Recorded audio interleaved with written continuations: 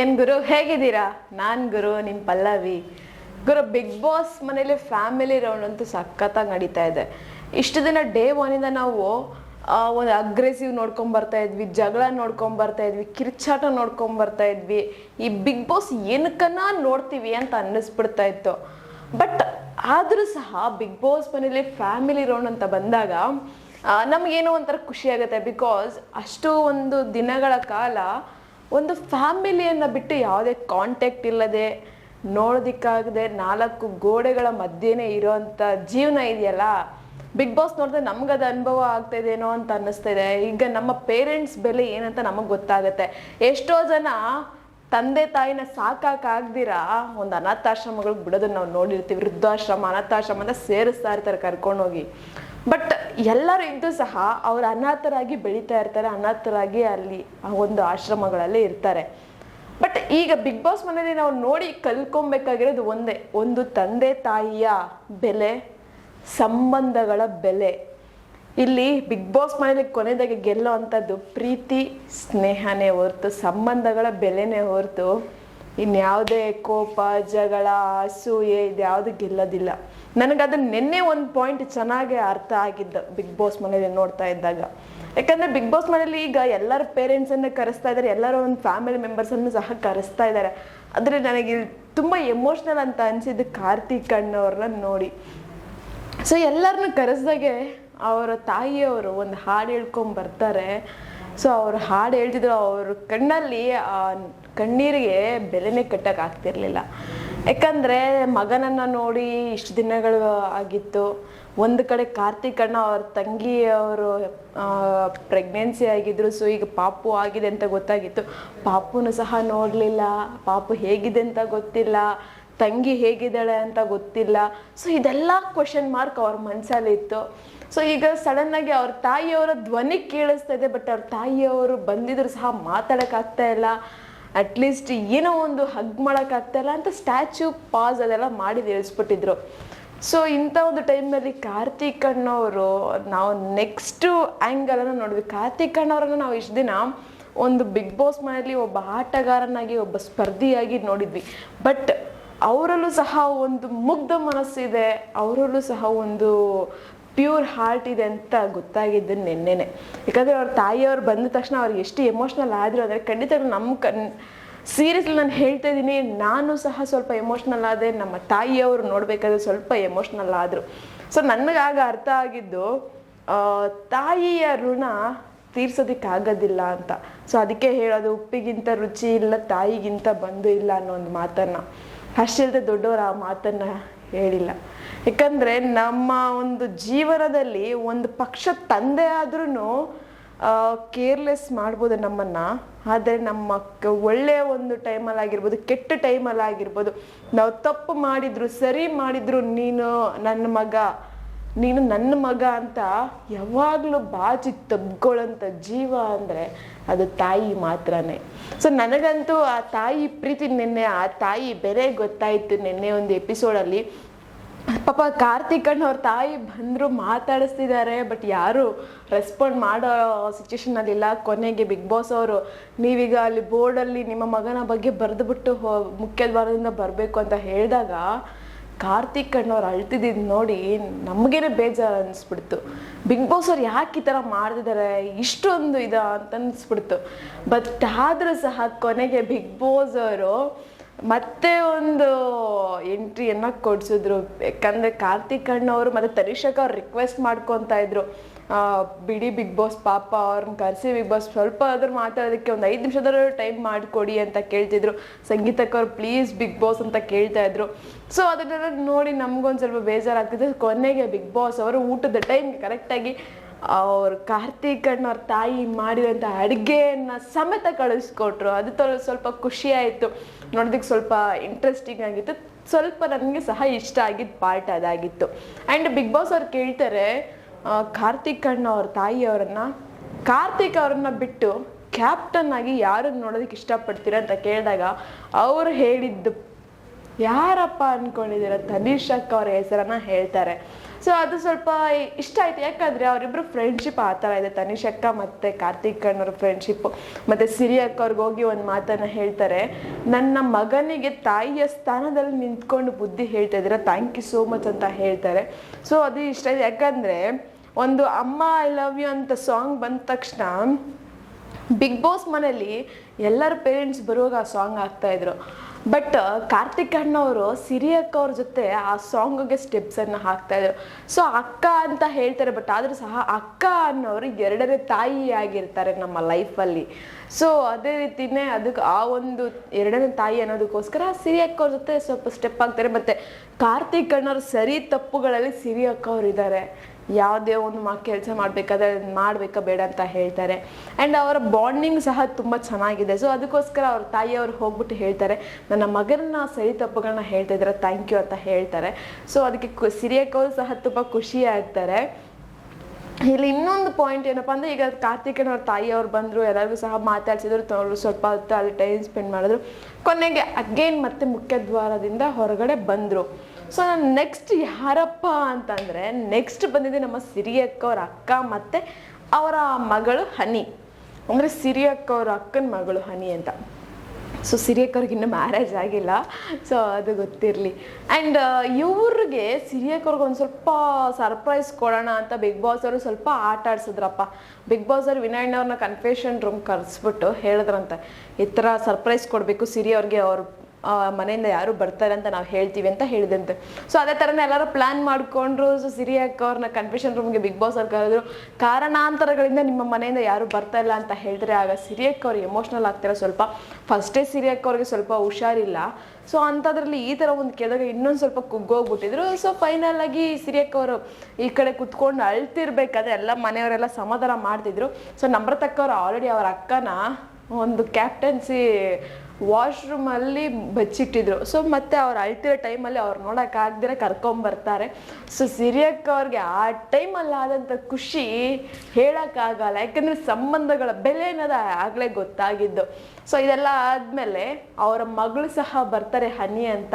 So ಅದು ಸ್ವಲ್ಪ ಚೆನ್ನಾಗಿತ್ತು, ಇಂಟ್ರೆಸ್ಟಿಂಗ್ ಆಗಿತ್ತು ಆ ಒಂದು ಪಾರ್ಟ್ ಸಹ. ಯಾಕಂದರೆ ನಮಗೆ ಈ ಫ್ಯಾಮಿಲಿ ರೌಂಡಲ್ಲಿ ತುಂಬ ಎಂಟರ್ಟೈನ್ ಕೊಟ್ಟಿದ್ದಂಥ ಫ್ಯಾಮಿಲಿ ಯಾರಪ್ಪ ಅಂದರೆ, ಒಂದು ಸಿರಿ ಅಕ್ಕ ಅವ್ರ ಫ್ಯಾಮಿಲಿ ಮತ್ತು ಇನ್ನೊಂದು ತುಕಾಲಿ ಸಂತೋಷ್ ಅಣ್ಣವ್ರ ಮಿಸ್ಸಸ್ಸು, ಅಂದರೆ ಮಾನಸಕ್ಕ ಮತ್ತು ಇಲ್ಲಿ ಬಂದಿರೋಂಥ ಸಿರಿ ಅಕ್ಕ ಅವ್ರ ಅಕ್ಕ ಬಿಂದು ಅವರು ಮತ್ತು ಹನಿಯವರು.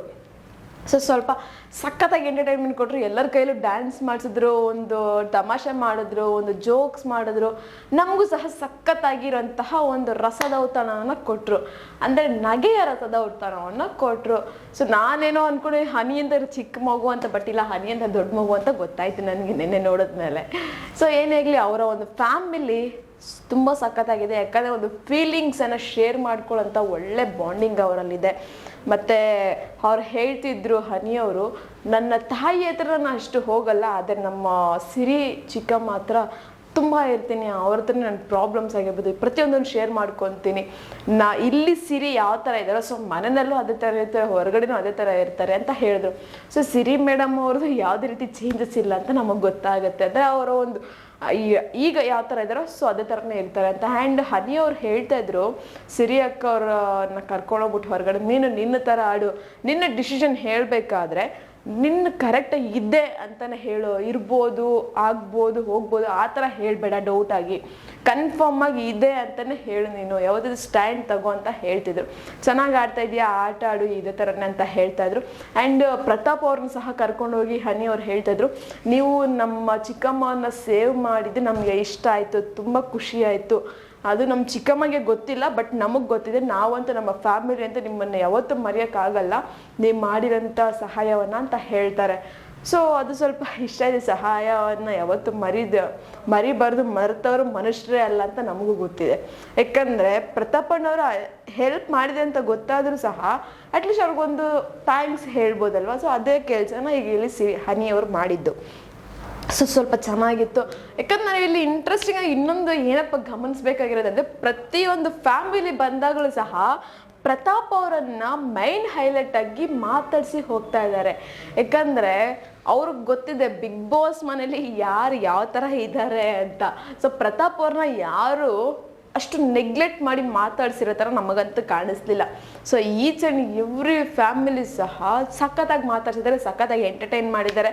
ನನಗಂತೂ ತುಂಬ ಖುಷಿ ಆಯಿತು. ಆ್ಯಂಡ್ ಬಿಗ್ ಬಾಸ್ ಮನೆಯಿಂದ ಸಿರಿ ಅಕ್ಕವರು ಮತ್ತು ಅವರ ಹನಿ ಹೋಗುವಂಥ ಟೈಮ್ ಬಂತು. ಅಂದರೆ ಸಿರಿ ಅಕ್ಕ ಅಕ್ಕವರು ಮತ್ತು ಅವರ ಹನಿ ಸೊ ಹೋಗೋಂಥ ಟೈಮ್ ಬಂತು. ಸೊ ಅಲ್ಲಿ ಬರೆದಿದ್ರು, ಸೊ ನೀವು ಚೆನ್ನಾಗಿ ಆಡ್ತಾ ಇದ್ದೀರಾ, ಇದೇ ಥರ ಹಾಡಿ ಮಿಸ್ ಯು ಅಂತಂದ್ಬಿಟ್ಟು ಚಿಟ್ಟಿ ಅಂತೆಲ್ಲ ಬರೆದಿದ್ರು. ಸೊ ಬುಜ್ಜಿ ಅಂತೆಲ್ಲ ಬರೆದಿದ್ರು. ಸೊ ಕೊನೆಗೆ ಅವರು ಸಹ ಕನ್ಫೆಷನ್ ರೂಮಿಂದ ಹೊರಗಡೆ ಹೋದರು. ಸೊ ಇನ್ನು ನೆಕ್ಸ್ಟ್ ಬಂದಿದ್ದ ಫ್ಯಾಮಿಲಿನೇ ನಮ್ಮ ಸಂಗೀತಕ್ಕೆ ಅವ್ರ ಫ್ಯಾಮಿಲಿ. ಸೊ ಅದು ಸ್ವಲ್ಪ ಸಖತ್ತಾಗಿತ್ತು, ಎಂಟರ್ಟೈನಿಂಗ್ ಆಗಿತ್ತು. ಅವ್ರ ಫ್ಯಾಮಿಲಿ ಬಂದಾಗ ಸಹ ಸಂಗೀತಕ್ಕೆ ಅವ್ರದ್ದು ಸ್ವಲ್ಪ ಎಮೋಷನ್ಸನ್ನು ಹೊರಗಡೆ ಹಾಕಿದ್ರು. ಯಾಕಂದರೆ ಫಸ್ಟ್ ಬಂದಿದೆ ಅವ್ರ ಅತ್ತಿಗೆ ಅವರು ಸುಚಿ ಅವರು, ಅದೇ ಸುಚಿತ್ರಾ ಅವರು. ಸೊ ನಮಗಿಲ್ಲಿ ಒಂದು ಪಾಯಿಂಟ್ ನಾವು ಗಮನಿಸ್ಬೇಕಾಗಿರೋದು ಏನಪ್ಪ ಅಂದರೆ, ಯಾವಾಗಲೂ ಸಹ ಅತ್ತಿಗೆ ನಾವು ಅಂದ್ಕೊಂಡಿರೋ ಪ್ರಕಾರ ಒಂದು ಕಷ್ಟ ಸುಖಗಳಲ್ಲಿ ಭಾಗಿಯಾಗ್ತಾರೋ ಎಲ್ಲೋ ಗೊತ್ತಿಲ್ಲ, ನಮಗೆ ತುಂಬ ತೊಂದರೆ ಕೊಡ್ತಾರೆ ಅಂತ ಕೆಲವರು ಅಂದ್ಕೊಂಡಿರ್ತಾರೆ. ಅತ್ತಿಗೆ ಅಣ್ಣ ಅಂದರೆ ಅಣ್ಣನ ಹೆಂಡತಿ ತುಂಬ ಕಷ್ಟ ಕೊಡ್ಬೋದು, ತುಂಬ ನೋವು ಕೊಡ್ಬೋದು ಅಂತ ಅಂದ್ಕೊಂಡಿರ್ತಾರೆ. ಬಟ್ ಇವರು ಸಂಗೀತಕ್ಕವರು ಅತ್ತಿಗೆ ಸಂಗೀತಕ್ಕವ್ರ ಕಷ್ಟದಲ್ಲೂ ನೋವಲ್ಲೂ ನೆನಪಾಗಿದ್ದಾರೆ ಅಂತಂದಮೇಲೆ ಸೊ ನಿಜಕ್ಕೂ ಅವರು ತಾಯಿಯ ಪ್ರೀತಿಯನ್ನು ಕೊಟ್ಟಿದ್ದಾರೆ, ತಾಯಿಯ ಸ್ಥಾನವನ್ನು ತುಂಬಿದ್ದಾರೆ. ಸೊ ನಿನ್ನೆ ಬಿಗ್ ಬಾಸ್ ಮನೆಗೆ ಬಂದಾಗೂ ಸಹ ಸಂಗೀತಕ್ಕವರು ಅವ್ರ ಅತ್ತಿಗೆ ಹತ್ರ ಎಲ್ಲ ಒಂದು ಕಷ್ಟಗಳನ್ನ ಹೇಳ್ಕೊಳ್ತಿದ್ರು. ನನ್ನನ್ನೇ ಎಲ್ಲ ಪಾಯಿಂಟ್ ಔಟ್ ಮಾಡ್ತಾ ಇದ್ದಾರೆ, ಯಾಕೆ ಸುಚಿ ಅಂತೆಲ್ಲ ಕೇಳ್ತಿದ್ರು. ಸೊ ನೀನು ಯಾವುದೇ ತಪ್ಪು ಮಾಡ್ತಾಯಿಲ್ಲ, ನೀನು ಏನೇ ಆಗಲಿ ನಿನ್ನಾಟ ನೀನು ಆಡು, ನೀನು ಎಲ್ಲೂ ಮಿಸ್ಟೇಕ್ ಮಾಡ್ತಾ ಇಲ್ಲ, ನೀನು ಎಲ್ಲೂ ರಾಂಗ್ ಸ್ಟೆಪ್ ಇಡ್ತಾ ಇಲ್ಲ, ನೀನು ಎಲ್ಲೂ ತಪ್ಪು ದಾರಿಯಲ್ಲಿ ಹೋಗ್ತಾ ಇಲ್ಲ ಅಂತ ಹೇಳ್ತಾ ಇದ್ರು, ಬುದ್ಧಿವಾದವನ್ನು ಹೇಳ್ತಾ ಇದ್ರು. ಸೊ ಅದು ಸ್ವಲ್ಪ ಚೆನ್ನಾಗಿತ್ತು. ಯಾಕಂದರೆ ಅಷ್ಟು ಈಸಿ ಅಲ್ಲ ಯಾರಾದರೂ ಒಬ್ರು ಅತ್ತಿಗೆ ಅನಿಸ್ಕೊಂಡಿರೋರು ಒಂದು ತಾಯಿಯ ಸ್ಥಾನವನ್ನು ಪಡ್ಕೊಳ್ಳೋದು.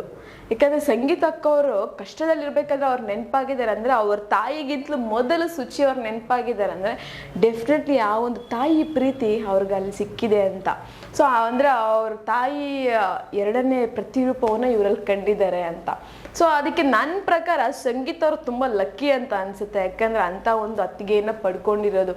ಈಗಿನ ಕಾಲದಲ್ಲಿ ಅತ್ತಿಗೆ ಇರಲಿ, ಒಂದು ತಂಗಿಗೆ ಒಂದು ಬೆಲೆ ಇರೋದಿಲ್ಲ ಈಗಿನ ಕಾಲದಲ್ಲಿ, ಆ ಥರ ಒಂದು ಕಾಲ ಇದು.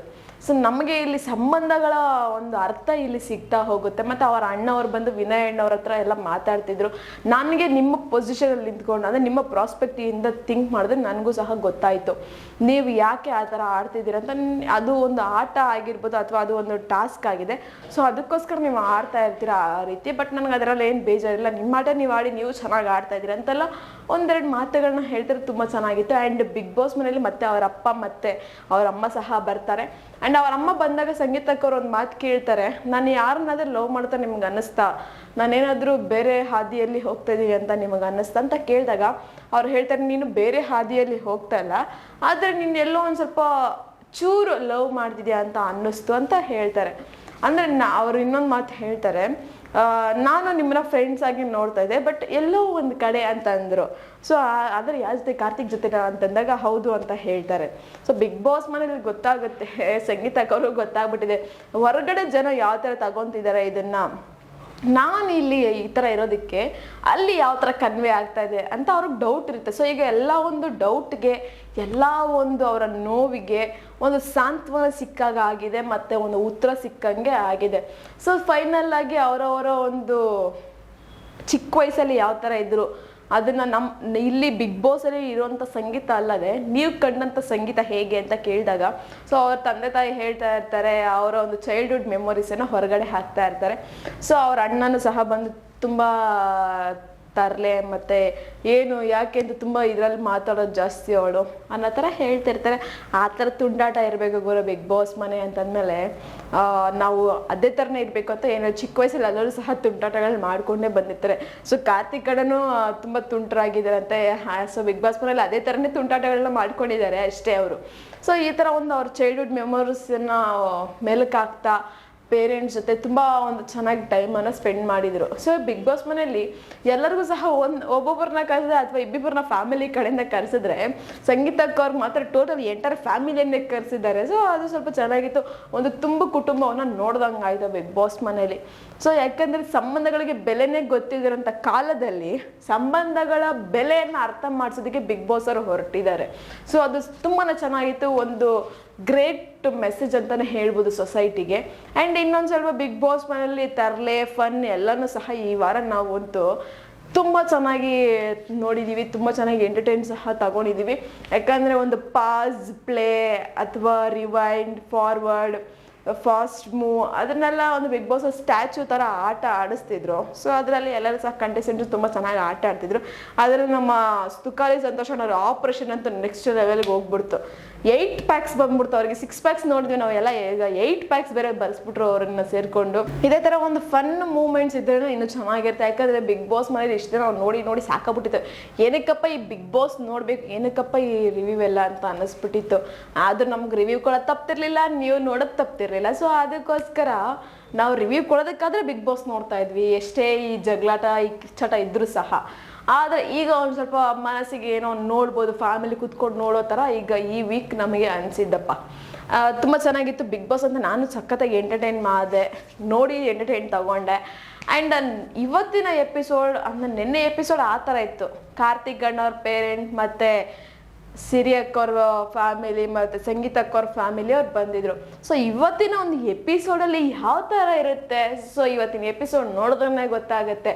ಸೊ ನಾನು ಹೇಳ್ದಂಥ ರಿವ್ಯೂ ನಿಮಗೆ ಇಷ್ಟ ಆಗಿದ್ರೆ ಒಂದು ಲೈಕ್ ಮಾಡಿ, ಶೇರ್ ಮಾಡಿ, ದಯವಿಟ್ಟು ಸಬ್ಸ್ಕ್ರೈಬನ್ನು ಮಾಡ್ಕೊಳ್ಳಿ. ಆ್ಯಂಡ್ ನಾನು ಇನ್ನೊಂದು ಪಾಯಿಂಟ್ ಹೇಳಬೇಕು, ಪ್ರತಾಪ್ ಅಣ್ಣವ್ರನ್ನ ಸಂಗೀತಕ್ಕ ಅವ್ರ ತಾಯಿಯವ್ರು ಬಂದ್ಬಿಟ್ಟು ಎಷ್ಟು ಚೆನ್ನಾಗಿ ಅಪ್ಕೊಂಡು ಒಂದು ಮುತ್ತನ್ನೆಲ್ಲ ಕೊಟ್ಟರು. ಮತ್ತು ಪ್ರತಾಪ್ ಅಣ್ಣವರು ಅವ್ರ ತಾಯಿಗೆ ಒಂದು ಮುತ್ತನ್ನ ಕೊಟ್ಟರು. ಫಸ್ಟ್ ಪ್ರತಾಪ್ ಅಣ್ಣವ್ರು ಯಾರೇ ಬಂದಲಿ ಕಾಲಿಗೆ ನಮಸ್ಕಾರ ಹಾಕ್ಕೊಂಡು ಎಷ್ಟು ಚೆನ್ನಾಗಿ ಇದು ಮಾಡ್ತಿದ್ರು ಅಂದರೆ ಸಖತ್ತಾಗಿತ್ತು. ಸೊ ಪ್ರತಾಪ್ ಅಣ್ಣವರು ಎಲ್ಲರ ಒಂದು ಫ್ಯಾಮಿಲಿಯಲ್ಲಿ ಎಲ್ಲ ಕಂಟೆಸ್ಟೆಂಟ್ಸ್ ಫ್ಯಾಮಿಲಿಗೆ ಒಬ್ಬ ಮನೆ ಮಗ ಥರ ಆಗಿರೋದಂತೂ ಇಲ್ಲಿ ಎದ್ದು ಕಾಣಿಸ್ತಾ ಇತ್ತು. ನನಗಂತೂ ತುಂಬ ಇಷ್ಟ ಆಯಿತು ಪ್ರತಾಪ್ ಅಣ್ಣವರ ಆ ಒಂದು ಗುಣ ಅನ್ನೋದು. ಇನ್ನು ಬಿಗ್ ಬಾಸ್ ಮನೆ ನಿಮಗೆ ನಿನ್ನೆ ಎಪಿಸೋಡ್ ಹೇಗಿತ್ತು ಒಂದು ಕಮೆಂಟ್ ಬಾಕ್ಸಲ್ಲಿ ಕಮೆಂಟನ್ನು ಹಾಕಿ. ಇದೇ ಥರ ಇನ್ನಷ್ಟು ವೀಡಿಯೋಸ್ಗೋಸ್ಕರ ನೀವು ನೋಡ್ತಾ ನಮ್ಮ ಚಾನಲನ್ನು.